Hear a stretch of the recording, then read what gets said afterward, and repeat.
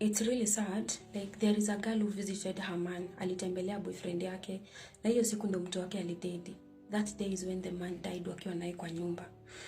And I don't know this girl. Msichana tu amekuja akanipea her worst encounter during dating. Hadi saizi ako na trauma, hataki kudate kabisa. And she told me, let me call this lady Lucy. Lucy wamedate na this man for 7 months. By then walikuwa wamedate for 7 months na walikutananga kwa harusi ya beshte yake. Na of course wakamatch chemistry and they started building a relationship. By then Lucy alikuanga 3rd year but alikuwa alidrop out of school juu hakukuwa na school fees. Na huyu kijana alikuwa in that particular year ndiye alikuwa amegraduate. Huyu kijana alikuwa anaishi kwao. Alikuanga na commute kila siku akitoka kwao akienda shule until akagraduate. So after kudate for 2 months, Lucy akaambia boyfriend yake akamwambia, you know, since umegraduate and you have a job, it's good at least utoke kwenu, you look for somewhere to live, you try to explore before maybe you become someone's father someday. You try to be responsible. Unajua they had future together. That's how to show how serious the relationship was. Huyu kijana akasikia akatoka kwao, akakuja huku nje, akatafuta nyumba, furnish, and he bought literally everything because he had a well-paying job. And the entire time Lucy was visiting that place, hakukuanga nakaa sana juu unajua pia yeye ako na job anafanya. So hizi kuja tu huku akae 2 months, akae 3 months, akae 1 month. But one weird thing enye Lucy alionanga kwa hiyo nyumba ni kulikuanga na madawa fulani hakunga naelewa. Na hizi madawa unajua madem, ladies can relate. When ladies go to someone's house, a new house, and they get something they don't understand, maybe ni dawa, maybe ni cream, maybe it's just something they don't understand, Google is always the first priority.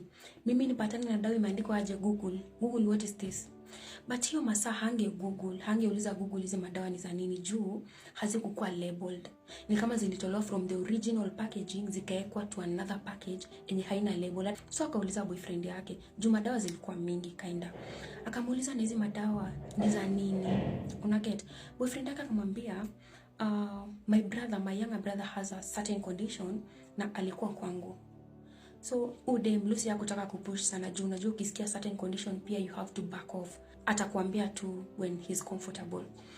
But another weird thing is every time akirudi anapatanga either dawa zimepungua ama zimeongezeka. So alikuwa anashindwa zikipungua imeenda wapi na zikiongezeka hizo zenye zimeongezeka zimetoka wapi. Unaget? So akajaribu kuuliza tena. Kuuliza si mbaya. Akauliza nikuulize I don't understand. You said that hii dawa ni ya brother yako na mimi kuna venye tu maisabu ingiani.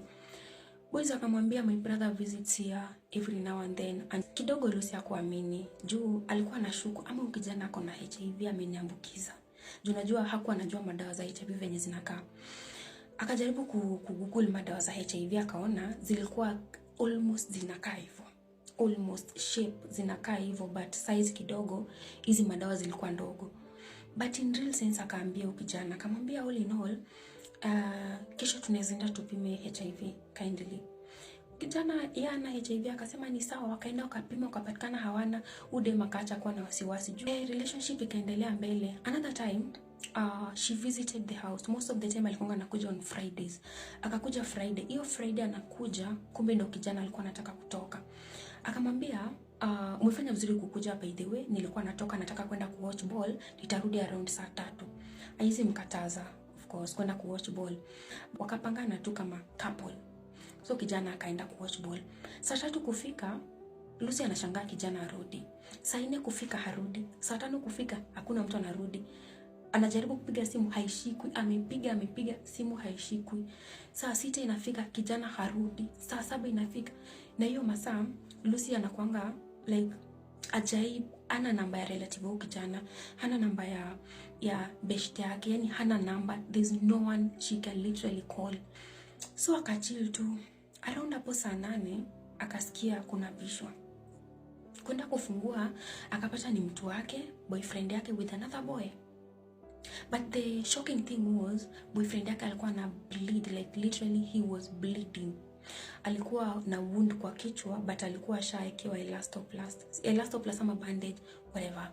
Alikuwa amewekewa bandage but there was sign that alikuwa amebleed sana juu alikuwa amevaa sweta ya orange ilikuwa like half of the sweater ilikuwa imejaa bleed. Alishtuka akajaribu kuuliza, kwani what happened? Mbona saizi ndo mnakuja na anakuja kama amebleed? Like hiyo masaa boyfriend yake hakuwa na nguvu kabisa. So beshta boyfriend yake akamwambia, tulienda kuwatch ball but kukatokea violence kidogo. Watu walikuwa wanapigana, na mtu wako kwenda kuacha vita, kustopisha vita, akagongwa chupa. Udem akabelieve juu such things happen, but pali haikuwa inamuadia up. The math that was not adding up ni ball ilisha saa 3, yani so vita ilikuwa saa 3, time ball ilikuwa inaisha mpaka saa 8. Ama hii saa yote mlikuwa wapi? Akuuliza, but hiyo ndo swali alikuwa anajiuliza. Then akaanza overthink, akasema ama maybe this guy, ama ni mwizi, ama ni roba, ama ni nini, saa 8 unatoka wapi, you know. But akasema since something like this has never happened, let me stop overthinking, let me just calm down. Calm down, panguza, akalala. Hiyo squad boyfriend yake hakukulanga, but dem hakulala. In fact alilalanga 5 juu alikuwa anafikiria sana.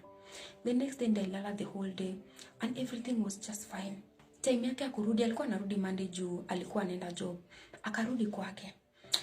The next weekend, actually not next weekend, this day alikuja Saturday, hakukujanga Friday as normal. Alikuja Saturday, kuja akapata mlango imefungwa. Na ilikuwa around saa 3, alikujanga usiku. Anajaribu kucall, simu haishikwi.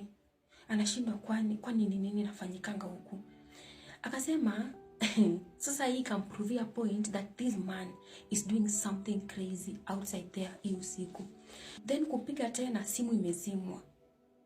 Ikabidi amerudi kwake. And she was like, no, you know, dating someone who is a thief ama someone who is doing some things which are illegal inaweza kuweka kwa mangori pia.